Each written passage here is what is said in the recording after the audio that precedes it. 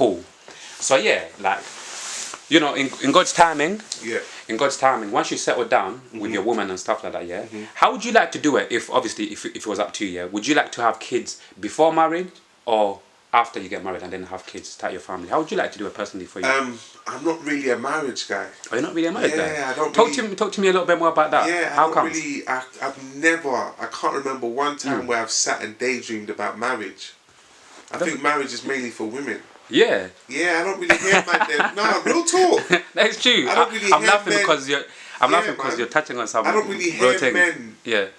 Excited about getting married. Do you know what I mean? It's usually women that can't wait for their wedding day. Yeah. And, do you know what I mean? I've never heard one of my brothers saying, "Yo, bro, I can't wait to get married." Yeah. Like, do you know what I mean? I think it is tailored for women. And there's nothing wrong with it. It's beautiful to have a union in front of the eyes of God. That's amazing. Yeah. But it's just not for me. It's not my preference. I still think there's pros and cons to it. I think it's a business as well. Yeah. Getting the contract involved and all of that, man. Definitely. You know what I mean? Like, because even for me, like after being in a relationship for a long time, consciously I started thinking to myself, hold on. I'm living with this woman. I'm basically married. Everything. I'm basically, yeah. But why do I need the paper to make it official? Bro, exactly. I thought to myself, why do I need this big wedding, this big celebration to basically like confirm that we are official now? Where it's like, bro, we are official. We do, apart from literally when it hit me, apart from the ring and the big celebration, everything, literally, bro. Yeah, bro, that's society again. That's society at work again. Yeah. Trying to. If that doesn't prove that, like a wedding, a wedding is just literally like, like, you can be married basically. For me personally, you can be married without having that big celebration. Yeah, and then after that celebration, it goes back to normal. We go back doing what we've been doing, but with the extra pressure now. Exactly. Do you know what I mean? With the extra pressure that one day, hopefully, we don't get divorced. And then when we want to break up, we can't break up in peace. Now we've got to like go through legal and but it's madness, bro. A madness. Yeah, man. Marriage ain't really been in my plans like that. So I'll probably say kids before marriage. Kids before marriage, yeah. And even like for 2021, like if you've got one, like obviously you've got a lot of plans and you've got a lot of goals. Like, what is your main goal for 2021? If you had one, like your main goal to umbrella all of your plans that you've got that you're working on. Oh man, my main goal. Well, I've got 30 goals in my phone. Top 30.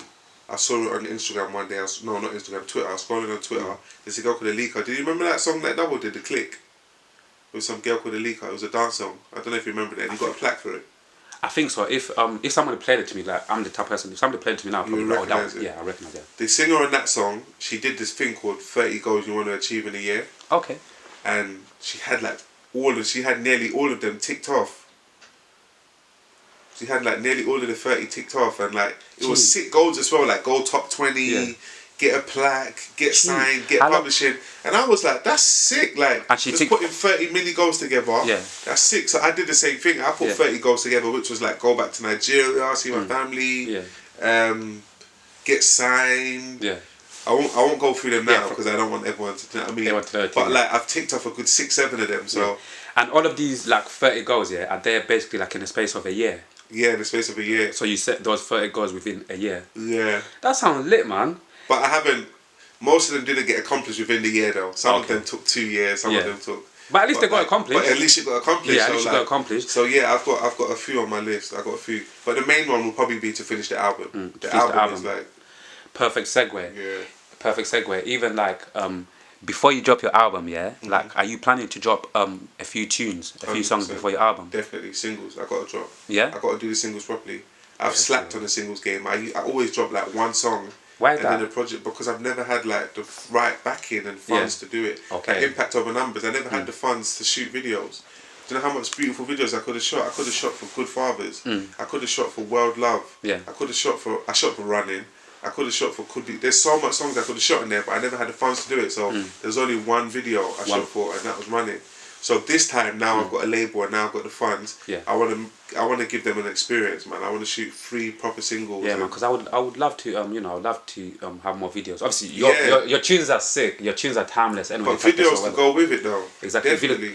It'll be even more better with the videos and the visuals and all of that. Like even taking it back close to home, like.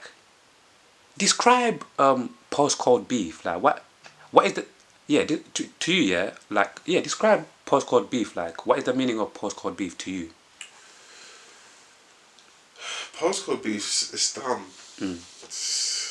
I don't want to offend anybody, but it's the truth. Like, Let's talk the you're truth. repping a postcode that like you can get moved out of. Do you know what I mean? Like most of our areas, our area's been gentrified now. Do you know what I mean? Like they've completely changed it. So imagine you repping the postcode. Like, what happens now? Do you know what I mean? And people's died over. I think we should have moral code beef. Dive a little bit more into that. What do you mean by that? We should have moral code beef. Like, who's conducting themselves morally and who's not conducting themselves morally. We should have beef with those people. Yeah. Ooh, do you know what I mean? And get them morally in check. That sounds like a good idea, bro. Yeah, that's a great idea. That's like a great idea, Instead of bro. having postcode beef. You know what I mean? Like, the beef of a man that is not, his moral codes ain't in check. And then that will make us better human beings as well. So that's a good beef to have. Because that would be another way to just keep people in check. That would keep to check them that you shouldn't be doing that. Exactly. But we're having postcode beef. Postcode beef over. Bro, and do you think, obviously it's still going on, do you think it would ever end? Like, it would ever end? Because, yeah, do you think postcode beef would ever end? No, because we have egos. So an ego always wants to say, this is mine, this is mine. I think that's how postcode beef started in the first place. This is my area. Do you know what I mean? Yeah, why are you coming to my block? That's how it started. So as long as we have egos, there's always going to be postcode beef. Why are you coming to my block? Do you know what I mean? So... Why are you coming to my block when, bro, like the famous one when people say, bro, you call it your ends, you don't even own the house that you live in, let alone the room, like, and all of these things. So it's like, yeah, man, I just thought I'll ask you that because it's a really interesting one, man. Even to go back to music, obviously, with everything that is going on, obviously you can't do shows with all of the lockdown. You can't do shows like for a music artist. You can't do all of these things that you usually do when you're rolling out a new project and all of these things. Like, do you think like for you personally to drop your first ever album, do you feel like this is the best time to drop your first ever album? I think for me, yes. I don't know about for like an artist like, say like a Lethal B. No disrespect to Lethal, he's sick, but I mean he makes club music. So like now he might have to adapt his sound a bit. That's a great point, by the way. But for me, I think this is it couldn't have dropped at a more better time. Everyone's at home. And they can take it in. Everyone can take in the message, really listen to it in their car. Do you know what I mean? Share it with their friends. Yeah. I think this is the perfect time for me to drop an album like this. Oh, cool. Like even like from the first lockdown, like what are the little rituals that you've been doing to keep you like mentally like going, to keep you mentally like doing your thing, like ever since like lockdown started? Like what things have you been doing to keep you mentally going, to keep you mentally sane? I go for a walk. I don't know if you saw my walk and talks I started doing. I think, how many of them have you done? I think I saw the first one you done with some white guy. Yes. Yeah. That was how it started. It wasn't a walk and talk, but it's how it started. Okay. So his one's called The Grateful Walk. Okay. And he got me on his Insta Live to do an interview. Yeah. And I was like, bro, this is sick. This feels therapeutic. Like, I'm out in the morning. Yeah. Like, everyone's watching it. Yeah. And we're talking. I was like, do you know what? And I hit him up privately. I was like, bro, can I take that and do a version? And he said, cool. And then I started walk and talk. So yeah, I've been just going to the park in the morning, having a therapeutic walk. And also my social media is sick. The way I've like created my social media, the people I follow, what I watch, the videos I save, it helps me so much. Like every morning I go into my saved videos, and I watch all of them, and it just gives me a good boost for the day. Like I got some sick videos saved, that I see on my timeline. I'm like, yeah, that's amazing. I need to save that. That's sick. I need to save that, and I watch it every morning. Okay, and that's what keeps you going mentally. That just sets me up. Cool. And you know, like bro, I see it all the time, innit? Like you said, like your platform is sick, innit? Like I said earlier, people come to you, people go on your platform to take inspiration. Yeah. To be like, oh, you know what? I'm having a bad day. Let me go on Shocka's channel and be like, and get some motivation and keep going. Yeah. Like, besides, obviously we spoke before, and I've heard you say, obviously you've got mentors online who you go to, and besides mentors online, like, who do you go to like in real life? Do you have anyone who you go to like real life face to face to go to like when you need a good chat or some motivation, like real life? Do you have anyone like who you go to? That's a good question, you know. I have people I can go to, but I haven't used them yet. If using is the right word. Yeah. Obviously, as long as you're not using them in the wrong way. That's why I said it like that in that context. Like, if I haven't do you know what I mean? I haven't used them yet, but I've got great people I can go to, but I haven't. But I mean, I haven't been deep in that place of depression for a long time. Okay, which is good. Which is good. Do you know what I mean? But I have got good people I can go to. Like I got a friend of mine called Whitney. She's been like one of my friends. Like she's like a hero to me to get me like proper inspiration. And like I can talk to her about.